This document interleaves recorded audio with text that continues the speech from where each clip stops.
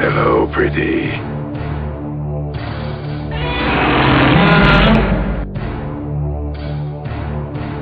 Names is for tombstones, baby. That is not my dog.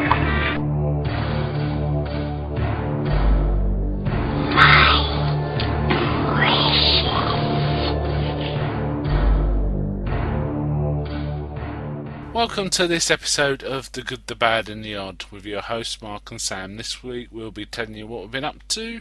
We'll have a number 5 is alive about movies that we think would make good TV shows, and we'll be discussing the movie Kingpin. Before we do that, we're just going to run a trailer for a podcast called Talk Without Rhythm. Alright, so now it's time for the clean promo. And I'm noticing that a lot of the promos we've received are way better than ours. Yeah, but they're also for shows that are way better than ours. But hey, I'm El Goro. And I'm the Cancer Man. And we are the hosts of Talk Without Rhythm. The only podcast that will not attract the worm. That really doesn't explain what we do, sir. We watch 2 movies a week, we review them, we chat about things, and occasionally we say something funny. Yeah, but most of the time we just seem to make people angry. That's because the American film viewing public can't handle most of what we have to say. But if you think you can find us on iTunes. If you do a search for Talk Without Rhythm, you can also find us on our website, tworpodcast.blogspot.com, baby. Deuces. So clean. Okay, that trailer was for Talk Without Rhythm, which I would definitely recommend as a podcast. 2 guys talking. They're called El Goro and Cancer Man, and they talk about all sorts. And at the minute, they're running a really good season on Arnie movies. I've just listened to one about Commando and Predator that was rather good, and I'd recommend that. I'd recommend giving that a listen. Okay, Sam, this is podcast number 31. So it's been a long time since we did the comfy chair. What have you been up to since last time we did the comfy chair? Quite a bit, actually. It's hard to sort of narrow it down. I've played a lot of Dungeon Siege 3, which is quite a good game. I played the demo for Dungeon Siege 2. That was fun. Right, so, that's on the Xbox. And what's it like for people that haven't played it? What other games is it like? Like a third person. It's similar, sort of, to Fable. Is it really? I thought it was more like the old Diablo games where a little guy's running around like an area. It plays a little like Fable. Fable, okay. Yeah. So what you're doing, you're running around, slashing and hacking, slashing, pressing different buttons for special moves. Doesn't it fire arrows or throw knives or shoot guns or something? No, it's sort of got in the original game. You could sort of pick a character and then just branch out from there. You could do whatever you want. In this, you have to be one of 4 characters. Yeah, it's that kind of sucks, but the characters suck. No, the sort of limited choice sucks. Okay, right. Because in the original game, you could be like a half giant. Nice. So you could be strong. You'd be really strong. You'd not be very smart. You could wear most of the armor. So Dungeon 3 is like a simplified version of previous ones? Yeah. But I'm guessing it looks a lot nicer. Yeah. Cool.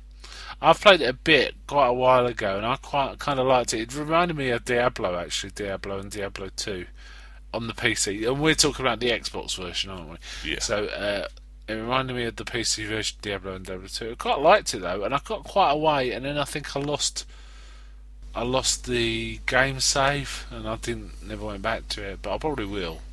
It's a good game, yeah. Especially when you get companions, so they'd get decent level. Yeah, and there's like a whole big battles going on then, isn't there? And you're part of that.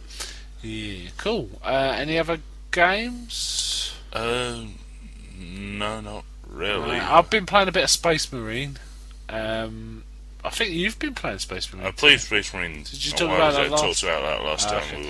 Yeah, I played a bit. Actually, I got myself a new phone, an Android phone, so I've been I actually got some apps on that, and any games I've played have been on that phone. So I've been playing various little phone apps for the Android, such as Plants vs Zombies, which is a lot of fun, and you can dip in and out. And I found a version of Risk called Drisk, I think it was, D-Risk.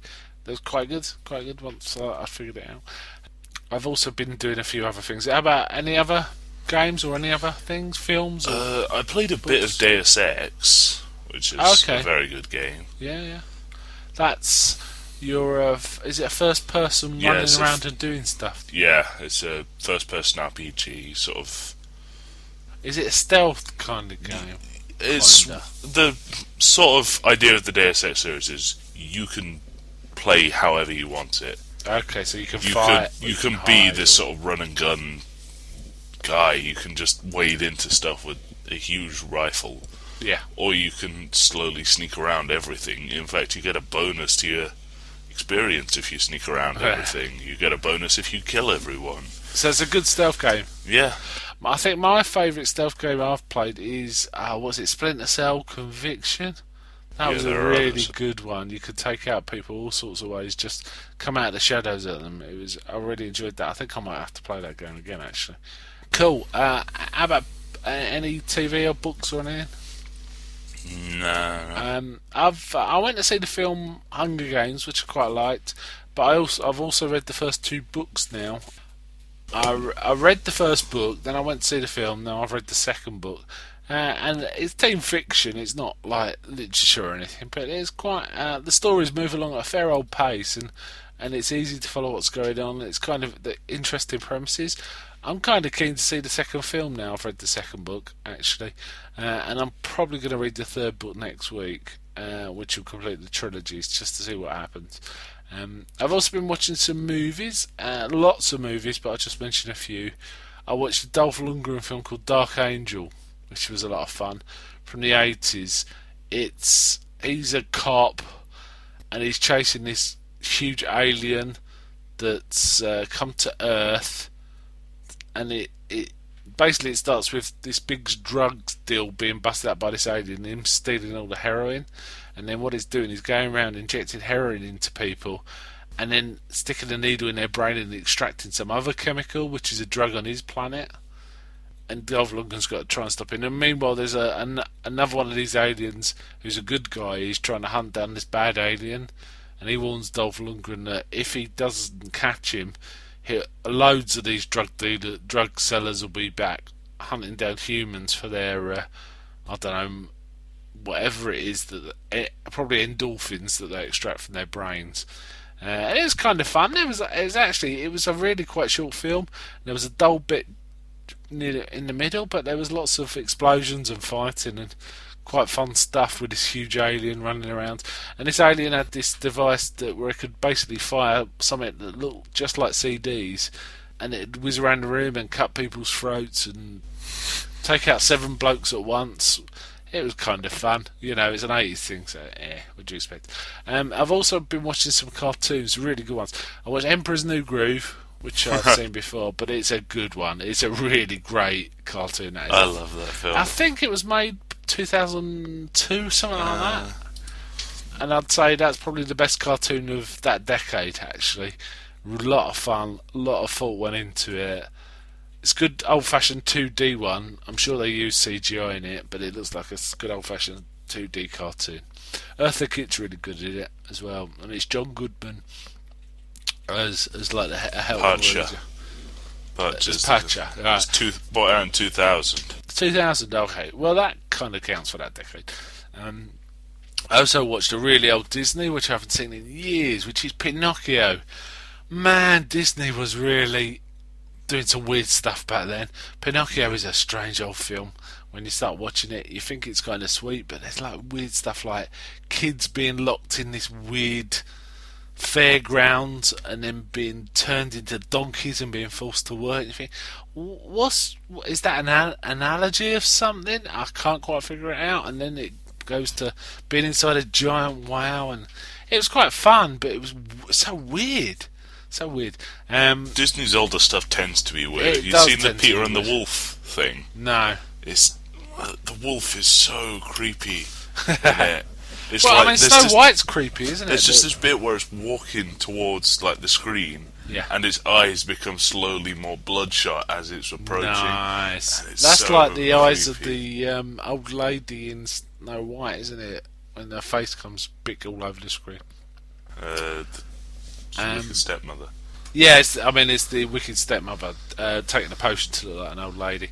I also watched a John Wayne film, which I really like. I've seen it loads of times, but I watched it again, called The Searchers, where he's got a 5-year hunt to try and save his niece, or you don't know quite what he's going to do when he finds her from Indians that stole her when she was a young girl, and that's a really good film. That is.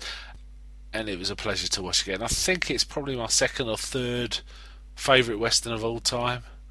Maybe I think it's probably trumped by The Good, the Bad and the Ugly, and maybe Once Upon a Time in the West. But it's a terrific Western. And then I watched a load of Red Dwarf and finished them off up to. I wanted to try and rewatch them all before they're re-showing them soon here in the UK on Dave. Sorry, they're showing a new series on Dave, and I wanted to rewatch and see where they got to because I couldn't quite remember. So it's kind of interesting to watch.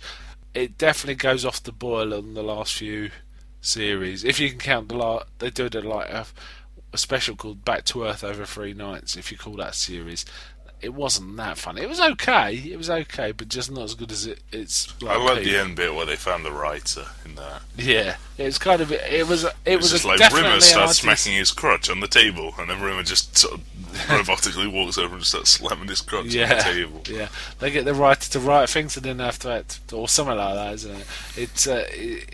It's Red Dwarfs. The earlier series, at least, are hilarious. And it's always been an interesting ideas kind of show, isn't it? You know, parallel universes and going backwards time, and robots breaking their programming and evolving. I've always liked Red Dwarf, so I'm hoping the new series is a return to form. But even if it isn't, I'm going to watch it anyway because I just like the whole crew and the concept. I think it's great. They're all kind of characters you want to see again. Anyway, so that's what I've been up to. Anything else for you? I think we covered quite a bit there. Covered it. Yeah. All right, so we'll go on to our number 5 is Alive. Number 5 is Alive. Right, this number 5 is Alive is what we've decided is nothing really to do with our main film, which is Kingpin. We just decided a good list would be movies we think would be make the basis for quite good TV shows. Right. Shall I start? Do you want to start? You start. My number 5 is The Matrix. Now, The Matrix went badly wrong after film 1 and really went poor. But I think there's the whole some concept. Aspects of the second and third that I like. I like Me too. I like the idea of Smith becoming like a virus. Yes, I like that idea, and I like some of the set pieces. I thought were really good in 2 and 3, but there were some of the concepts were just too, philosophical and sort of pretentious. But some of the whole concept of going into a computer system that looks like reality, and most of the people not even being aware it is, and you being able to get super special powers while you're in there. It's a great idea for a TV series. I don't know if they'd have budgets to do it, or maybe it's something they'd have to do in CGI or something like that. But I think, we've both seen the Animatrix too. Some animated stories from the Matrix. That was the best bits. Really dark. They were very dark, but they were the best. In my opinion, they were the best bits of the Matrix. I like the first film and the Animatrix, and then just bits of 2 and 3 where it's not very pretentious. The big fight in number 3, wasn't it? That was really good. With and the Oracle chase, Smith. Yeah, and the chases was really good with the ghost beings, the twins. That on the really roads. Good. So I'd like to see a TV series of that. A really, high budget version, episodic. That'd be fine. Just different aspects of the Matrix. Okay, over with you. Number 5 for you. Okay, this is sort of from what I've heard. Yeah. More than anything, the Zombieland film, because Right. you have told me that it's not like all one story or anything. It's loads of individual stories. Have I? Yeah, you told me that. Zombieland. No, not Zombie. No, not Zombieland. World War Z. Yes. World War Z. That's an excellent choice. Of course, the film isn't even out yet, is it? They are bringing out a film of it. But when I heard of the film, I thought, that's bit by bit. Wouldn't that be a TV series? More like Heroes. Or Game so of when Thrones. I described the book to you, yeah. Good call Why did that. I think it was Zombieland? Say again? Why did I think it was Zombieland? Well, bizarrely, Zombieland's my number 4. But we'll come to Zombieland in a bit. World War Z, you're quite right. World War Z would be... So, like, you'd say each episode would be someone else's story about the zombie apocalypse. And it could jump around, so it could be like... One story could be the beginning of the apocalypse. Another one could be in the middle. One could be towards the end. Is that your ideas? Yeah. And one could be a soldier, one could be a family, and stuff like that. It's never going to end happily, though, is it? Nah. I wouldn't have thought. Zombie films never really end that well. No, unless you get rid of them. Yeah, actually, all right. Well, it ties up with my number 4, which is Zombieland. Now, I picked Zombieland because it is in a. I quite like the Walking Dead TV show, but it's a bit grim and depressing. Which I suppose in a zombie apocalypse that's going to be. But I like the more upbeat vibe and sort of comedy in Zombieland, and I'd like to see more adventures of that crew. I can't even remember their names now. What was it, Texas or Arizona? Columbus, yeah, Tennessee or Tallahassee, Little Rock, and... I'd like to see more adventures of that crew, finding other people maybe, helping out people, wandering. I think it could well have a vibe a bit like the old 70s shows about, wanderers that help people and then go on, like Kung Fu or The Incredible Hulk. Yeah, I think it could work quite well at Zombieland. So I think we both hit on zombies there. Right, okay, you're number 4. My number 4... This may seem a bit weird, but I put Lord of the Rings. No, that's a good choice. It never even occurred to me. Different parts of that universe, you mean? No, I mean sort of both. I mean, the actual story you could like Heroes. It was like because there's like a cliffhanger every so often. Like they get up to the fords of Bruin and Frodo's nearly dying, and then it's a cliffhanger, and that could be the end of an episode. And then there's the Council of Elrond, where they decide something. Oh, you mean turn the films... Sorry, the original story into a episodic TV series? Yeah. So it's one series telling all 3 books? Yeah, but you could also do other stuff, like... The Rangers fighting. Yeah, like Rangers fighting, or the Dwarves fighting. Yeah, that'd be really... I'd like to see the other stuff, really. Because I think the films did it so well... I'm not bothered about seeing the story again, but not for a long time. There's quite a bit that the films missed that was I agree. liked in the books. Yeah. Because they did talk... For a time, they talked about The Hobbit being a TV series, 10-part TV series, to try and fit it all in, but now they've made it 2 films, and, well, we've got to see about that. The pictures and the casting look spot on to me, but we just have to see. Good idea, though. It hadn't occurred to me, Lord of the Rings. Right. Shall I go on to my number 3? Yeah. My number 3 is... I like some of the concepts from this film, but I'm not saying we should copy it stylistically. And the film is Blade Runner. Blade Runner is it's a really good film. It's an fairly arty kind of film, and it's about a treatise on the meaning of life, really. But essentially, it's Harrison Ford being a sort of monotone detective who has to hunt down these replicants, which are near human, artificially created people. Is he, let me guess, a stony-faced character who tends to stay at the back of the room until he's needed? Yeah, one of those. All his characters, really. yeah. But I like the concept and the universe that was created in that film, and I'd like to see a weekly series about a Blade Runner hunting down replicants. But the replicants in the movie, they were fairly sympathetic, but I think just evil replicants most of the time. So he's actually, he's chasing bad guys essentially. Yeah. But the odd one who isn't evil, he may let go or help or something like that. So that was my idea, Blade Runner. but nothing like the film. More just an action adventure kind of TV series. Like a villain of the week sort of thing. Yeah, something like that. Okay, your number 4. My number 3 was District 9. Okay.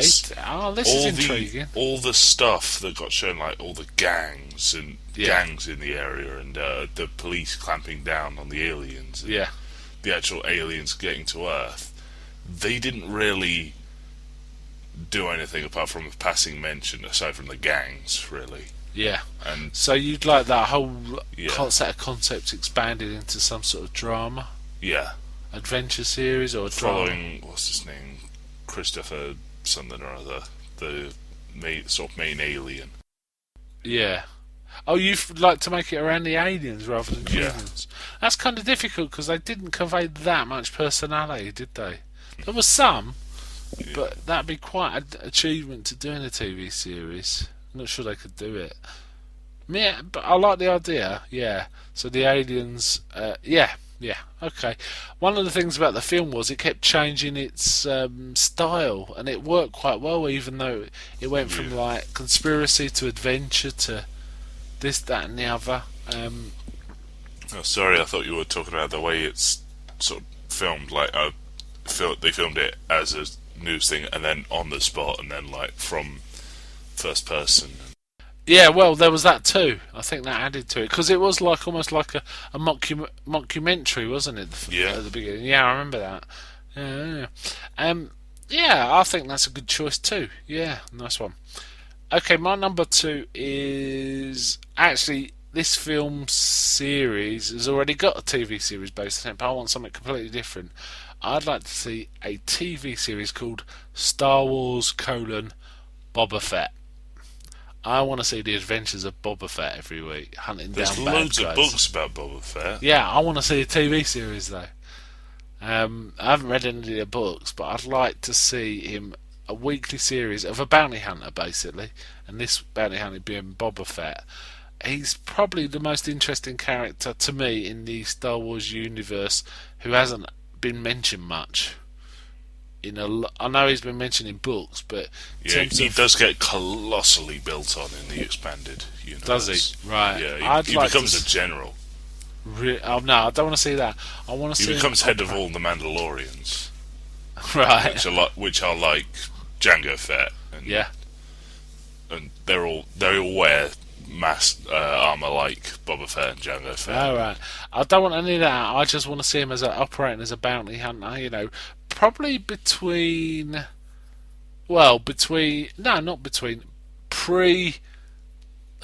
falling into the Sarlacc. Pre that. Okay.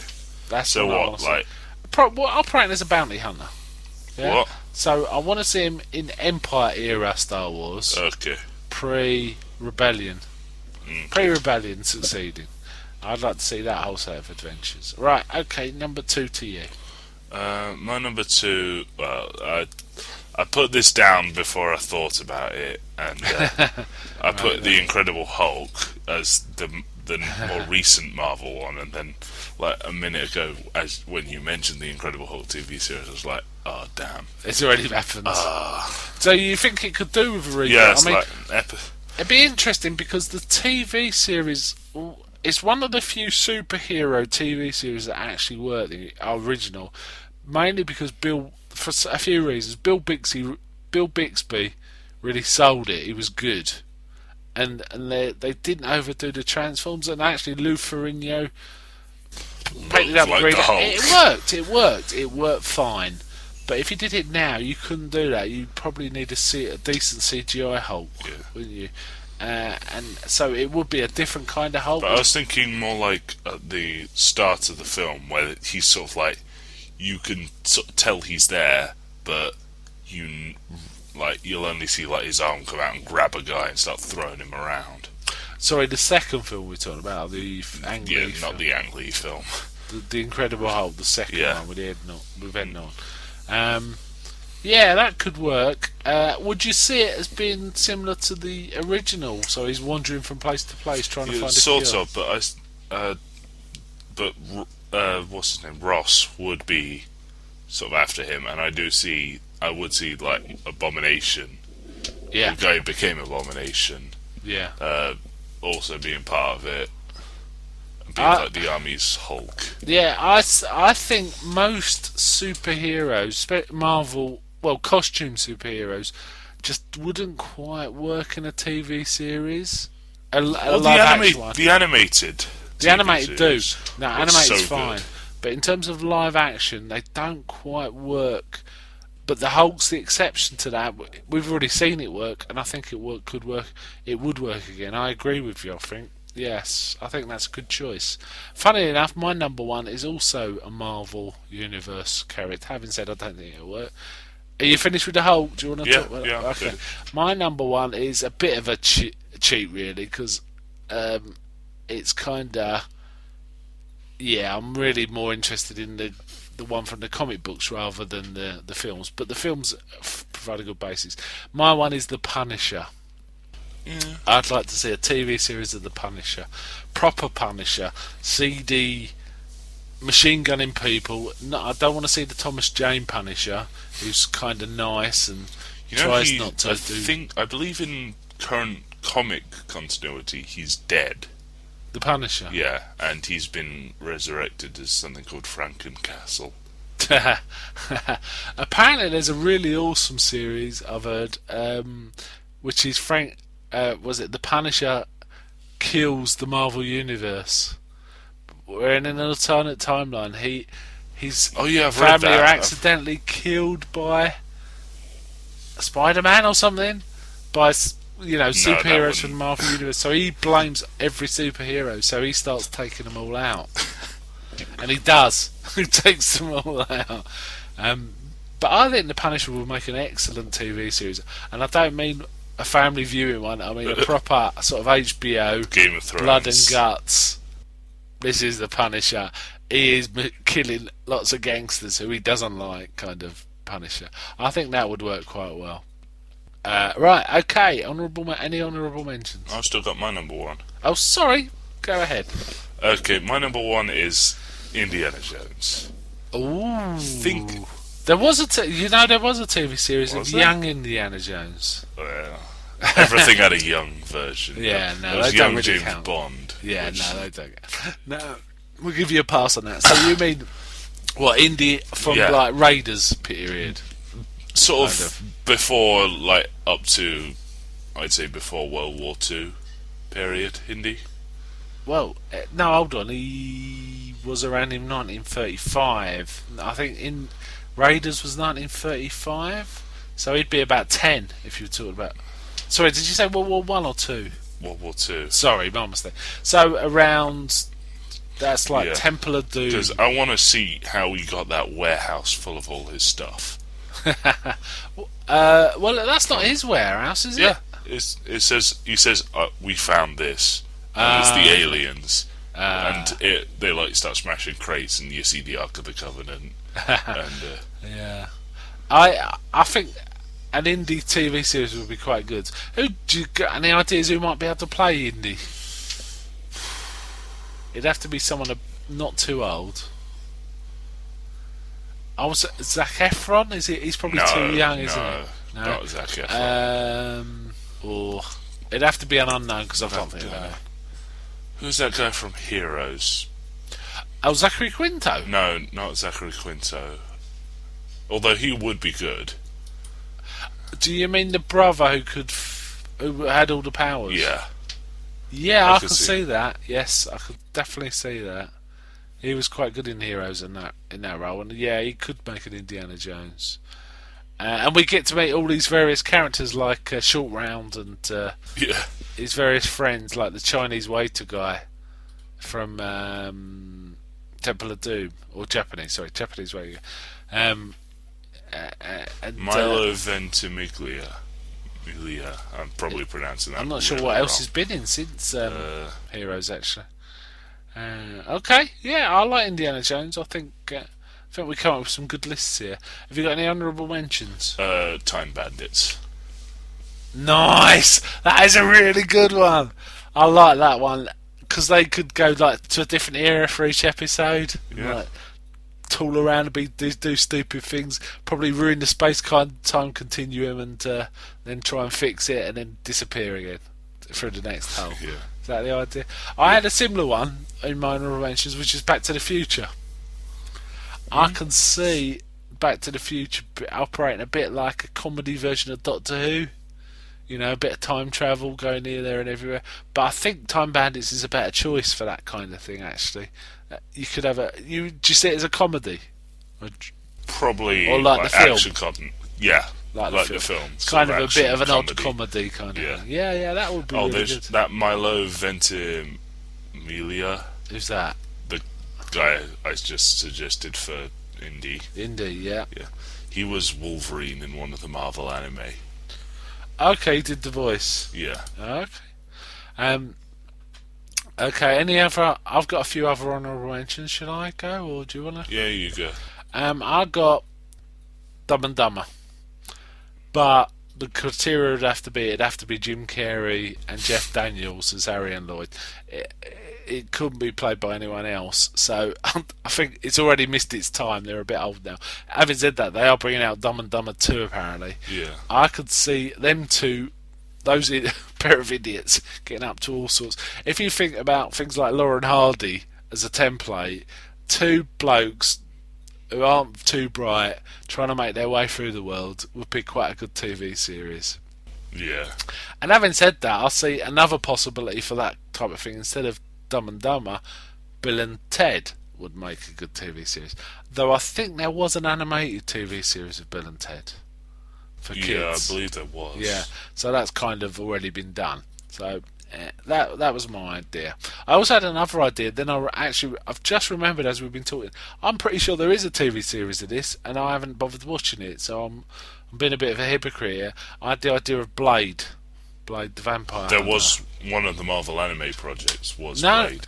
yeah, but I think there's a live action TV series of Blade that isn't very good. Okay, you got any others, or should we move on? Let's move on. Alright, so those are our top 5 movies that we'd like to see as TV shows. Now we'll move on to There Can Be Only One. Hail to the king, baby. Right, this week's There Can Be Only One is the movie Kingpin.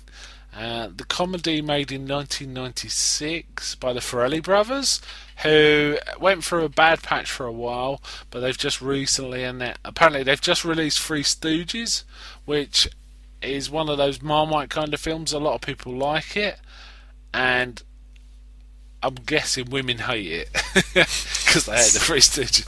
There's a lot of people, I've listened to several podcasts, especially Spill.com, guys who kind of know, you can respect what they say, who've seen it and say, yeah, this is pretty good Three Stooges comedy, and it's nice to see the Farrelly brothers on the up. So I thought I just fancied seeing a Farrelly brothers film. Dumb and Dumber we've watched several times, we like, and Kingpin, it was one you've not seen before, but I have, and I thought you might like it. It stars Woody Harrelson, Randy Quaid, and Bill Murray, as well as a few others, Vanessa Angel, for example.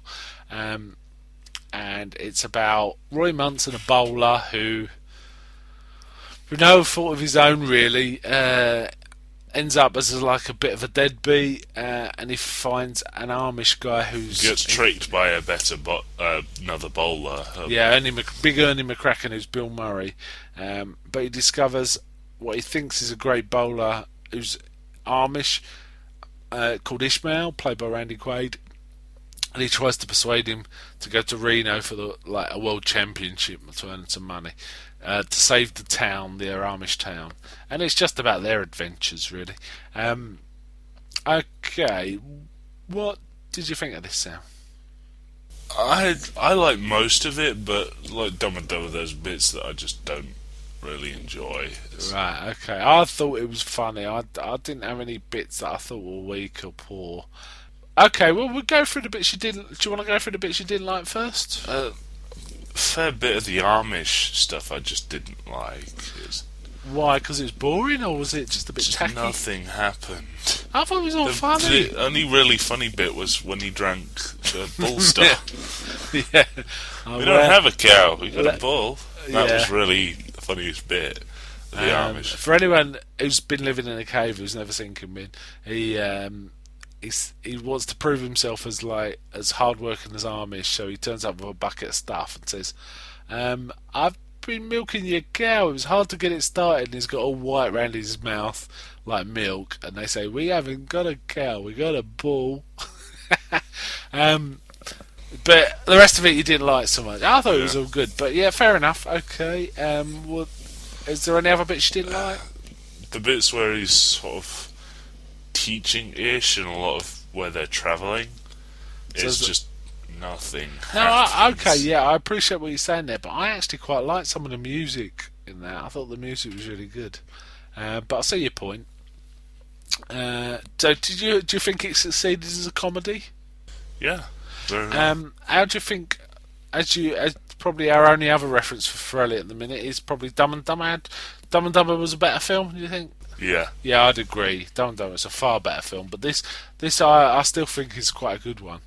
And I found it pretty entertaining from start to end. I'll tell you one thing I did like. Near the end, I'm assuming we're not worried about spoil. Well, we are going to spoil it, but it's nearly a 15-year-old film now. So if you haven't seen it, you better go and watch it. Is the fact that you never get a resolution with Big Ern. He just wins the tournament, he disappears, and Miss Claudia says I've set him up, so maybe he'll get some payback. But I'd like to have seen what happened with Big Ern. I don't want to see him. She doesn't even say that. She says I ran Big Ern a load of times to set a distraction. Yeah, and that's it. But I would have liked to have seen a bit more Big Ern just to see what happened to him. Not that I think he'd ever. He always seemed to fall on his feet, whatever happened, didn't he? That was one of the annoying but funny things about him. So it was a reasonably good comedy. I was entertained. You had some problems. What would you think was the best scenes? The best scenes were the bit in the stripper club where they're wandering and Ish is up on the table. Ishmael's doing the dancing because he has to pay him back. Yes, that was quite good. There was lots of little moments that were really funny, wasn't there? Among it all, I liked, for example, the bit where Roy Munson's sitting at the bar, and there's a guy just sitting next to him, and he suddenly just turns around and says, "Who are you calling a psycho?" Yeah. The guy just moves on. That made me laugh.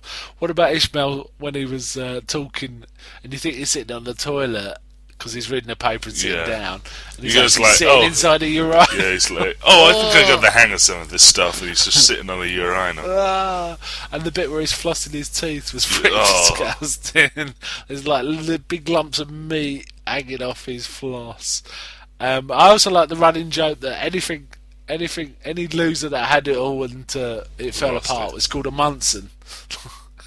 That really annoys Roy. And the bit with the landlady's just gross at the beginning. We won't talk about that. There was another bit that made me laugh really hard, which was kind of throwaway, which was when Roy Munson first comes back to the tournament, and he walks out like he's king of the place, like he did when he was a young lad. Yeah, and he just takes someone's pizza and starts eating it. The guy goes, "Hey, give me that back!" kind of thing. Yeah. The music just fades out. Yeah, that was quite good. I thought the whole film was a little long. Could have done with a bit of trimming. Yeah. Because it was nearly 2 hours, which is a lot for a comedy. Was there any other bits of it you disliked or liked in particular? What do you think about the acting? The acting was very good. It's very genuine. Yeah, it was genuine, and it had a bit of heart, this film. You felt Woody Harrelson did think a lot of Ishmael and wanted to look after him. He wasn't just a hustler. And Randy Quaid was good. Vanessa Angel was okay. Big Ern was just really funny. Yeah. I found he was just horribly seedy, and everyone seemed to love him, didn't they? Yeah. He was just horrible, and his hair was really sad. He's groping women very subtly. Yeah, and they didn't mind. It seemed like they didn't notice. I actually quite like a lot of the music. I think I've already said I liked a lot of the music in this. It was from all eras and all places, but I kind of liked it. Okay, I think we've just talked about how much we like it or don't. Anything else you want to say? Should we wind it up here? Okay. What would you give it out of 100? 7.5. 68. 68. I'll give it 72. So we're quite close. Should we say about 70 between us? IMDb, last time I looked, 6.7. 6.7. So we're quite close to that. So it's a pretty good comedy. Would you recommend it, Sam? Yeah, most of it. But It's not for younger teens, really, is it? It's a bit Definitely too not. adult for that. It's more like from about 14 up, probably, I'd say. Yeah, I'd recommend it too. In it's fact, just, I'll it's like just a couple of moments. couple of moments, but they're a bit I can strong. only think of two of them, and that's when he has to have sex with the horrible landlady, Yeah. and where what's her name, Vanessa Angels with the fridge. She leans in, Yeah. leans back up, and I've forgotten the fridge. I mean, even that isn't too bad. It's more like I'm not even going to talk about. There was some other gross moments, but that's right. There was another bit that made me laugh when they asked him to unshoe the horse. Oh yeah, he walked out with the horse's hooves. He chopped off the hooves, didn't he? And later on, you see they the walk horse past is the really horses, short. and the horse is super short. They walk past its stable. Yeah, that was funny. Yeah, we like this film. Okay, that's our review of Kingpin. I think I fancy watching a few other Farrelly brothers soon. There's a few that are really good. There's a good one with Jim Carrey called Me, Myself and Irene. There's one with Cameron Diaz called Something About Mary. Maybe we could watch some of them soon and talk about it. Or do you want to fancy going to see the Three Stooges even? When I it's out? sort of want to see Three Stooges. Three Stooges. Oh, okay, maybe we'll see that soon and review that. Alright then, so it's goodbye from me. Bye. Right.